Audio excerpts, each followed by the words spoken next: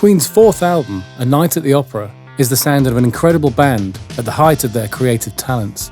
They'd already taken massive strides with the first three albums by using the available studio technology to its fullest, with songs like Killer Queen showing their ability to use inventive techniques and construct meticulous harmony layering using their unique vocal blend.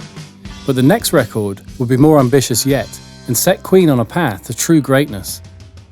1975 was a time of some change for the band, as they had just freed themselves from the contract they had with Trident Studios bosses Brian and Norman Sheffield. In fact, the opening song, Death on Two Legs, was penned by Freddie in reaction to the whole affair. Unbelievably, despite the success of their third album, Sheer Heart Attack, the band were left with debts rather than riches. They were undeterred though, and set out to make the best album they could make, with the sessions initially beginning with a month-long rehearsal in the summer of '75, in a barn in Surrey, at what would become Ridge Farm Studios. This was then followed by a further 3-week writing and rehearsing session in a rented house at Perros Court in Herefordshire. Recording proper began in Wales at Rockfield Studios on the 18th of August with producer Roy Thomas Baker and engineer Mike Stone. The first songs that they worked on at Rockfield were You're My Best Friend, 39, which became Queen's 39th song on an album, and Fred's Thing, a rather throwaway title for a song that would go on to become one of the most loved songs of all time, the phenomenal Bohemian Rhapsody. Much more on this later. You're My Best Friend was written by John Deacon and notably features the Wurlitzer electric piano, which punctuates the intro. The keyboard was originally Freddie's, but he actually hated it, saying it was tinny and horrible. And why would anyone want an electric piano when you could play a real grand? So John took it home to learn how to play the piano, and in the process wrote You're My Best Friend, one of the band's most loved songs and one of the singles later taken from the album. Of course, John's normal instrument of choice was his Fender Precision bass, but he did learn to play the double bass, especially for the Brian May pen track 39, a song about interstellar travel and the consequence of relativity, a subject Brian was familiar with having a degree in astrophysics. Brian also wrote the Prophet song for the album, an acoustic song played on his Tuck-Eye Hummingbird, a relatively inexpensive guitar that he used for the song Love of My Life as well, and the guitar remains one of his favourites to this day. Of course, his favourite electric guitar was the famous Red Special, the guitar he made with his dad as a teenager. This guitar features all over the album, and mostly through his Vox AC30 with a treble booster. It's important not to forget the sixpence he used as a plectrum also. This would have affected his tone quite a bit, with the attack of this metal coin hitting the strings. Brian experimented with many different smaller amps also, and one particular amp was actually made by John Deacon. Known as the D-Key, it was based around a supersonic PR80 portable radio that John found in a builder's skip that he then fitted into a speaker cabinet. It was all power with a 9-volt battery and produced a mighty 1.5 watts of power. Brian often used this amp when emulating other instruments. For instance, on Bohemian Rhapsody, it was used to create a sound similar to a fanfare of trumpets. These techniques were used on the song Good Company also, when Brian emulated the sound of woodwind instruments. This painstaking process would have probably taken longer than actually getting a woodwind section in to play the parts, but the way he did do it gave it a unique sound. He did stop short of emulating the harp and Love of My Life though, and actually played it himself, after picking up the basics. The philosophy of instrument emulation was performed vocally also, and this can be heard on Seaside Rendezvous, with Freddie singing the woodwind section and Roger Taylor taking care of the brass section. Interestingly, Roger sings the highest note on the album on this song, reaching a dizzying C6. It's incredible to think that given the nature of a lot of the songs on the album, there aren't any huge orchestral arrangements, and nearly everything was just drums, bass, piano, guitars, and vocals. They were able to create so many tonal colours by overdubbing their main instruments and voices. This in part was helped by going up to 24 tracks for the recording of the album, but even then they were stretching the technology to breaking point, with many backing vocals quickly filling up the available tracks, necessitating a lot of bouncing down using multiple tape machines. They were able to get most of the album's backing tracks recorded at Rockfield, with a band set up in the main studio. Roger Taylor's drum kit was at the live end of the studio, and John Deacon was against the wall with his Marshall stack on the right-hand side as you looked out the control window.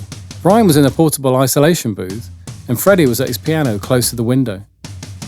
The microphones for the drums were set up in a way to emphasise room ambience.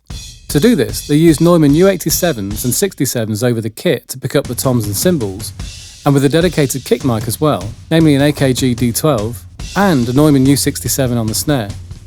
The bass was actually recorded in triplicate, first with a direct mic into the Des Sphere homemade DI box, and with a second direct signal taken from the bass amp. And lastly, a microphone in the room to pick up some air movement and ambience.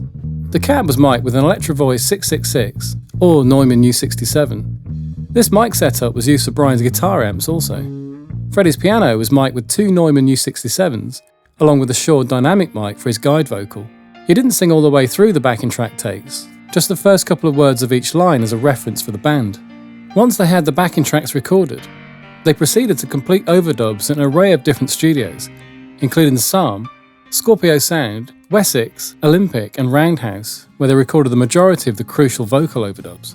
Although detailed and layered vocal harmonies appear all over the record, by far the most famous examples can be heard on Bohemian Rhapsody, a ballad turning into a full-on rock song via a short opera, a truly unique piece of music that has endured and flourished as a monument to the talents of the band.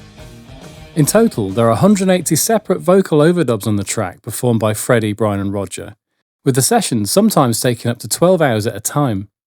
This time-consuming exercise was in part due to each group of harmony lines being performed 3 times to create a natural chorus effect. The opening section of the song is actually just Freddie alone. Apparently, he had the ability to choose whether he wanted to double his parts almost identically, so much so as to cause a phasing effect, or to have overlaps, creating more of a group sound. His vocal timing abilities were put to the test by Brian on the Prophet song, asking Freddie to perform a vocal trick of singing harmony lines on top of the delay feedback of lines he's already just sung. Here's Freddie doing this live.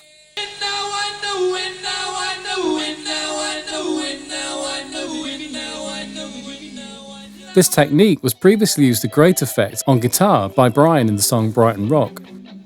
Bohemian Rhapsody was recorded in different sections, and no one apart from Freddie, who had the whole thing mapped out in his head, really knew what the finished song was going to sound like. For a while, the only thing they had to go on was the piano backing track. This was played on a C. Bechstein grand piano, but contrary to popular belief, not the same one at Trident Studios that was used for Hey Jude, as they didn't record there after their fallout with the Sheffield brothers. Only God Save the Queen was recorded at Trident, but this was after the Sheer Heart Attack sessions, as the piece was recorded to be played on the album's tour. To the band, Bohemian Rhapsody was an obvious choice as a single, but the record label were initially unconvinced it would be a hit, being nearly 6 minutes long, and not to mention featuring a bizarre opera section. A clever initial marketing strategy worked though, as DJ Kenny Everett ended up playing the song 14 times in 2 days on his popular UK radio show. As we all know, the song became a huge hit, selling millions and topping the charts for weeks. And rather astutely, Roger Taylor must have believed heavily in the song, as he insisted that his song, I'm in Love with My Car, be the B-side of Bohemian Rhapsody. The band initially disagreed with his request, prompting Roger to protest by locking himself in a cupboard. The band finally relented, and in doing so, presented Roger with half the sales revenue for the single. The whole album was mixed at Psalm on their Trident B console, and the total cost ended up being £40,000, which is nearly $500,000 in today's money, and was especially expensive considering their precarious financial situation at the time. The title for their opus was A Night at the Opera, after the Marx Brothers film. In fact, they wrote to Groucho Marx to ask his permission to use the title, with Groucho replying, "Yes, of course, but only if you name your next album after my next film, the greatest hits of the Rolling Stones." Jokes aside, they did end up calling their next album after another Marx Brothers film, A Day at the Races. The album was released on the 21st of November 1975, nearly a month after the release of Bohemian Rhapsody, which was still at number 1. Consequently, the album was a huge hit and also topped the charts. It continues to thrill listeners to this day, and Bohemian Rhapsody has become a talisman for what a pop song can be, and it often features highly in the greatest songs of all time polls. And the album as a whole has a richness and personality that is a fitting legacy for a truly unique band.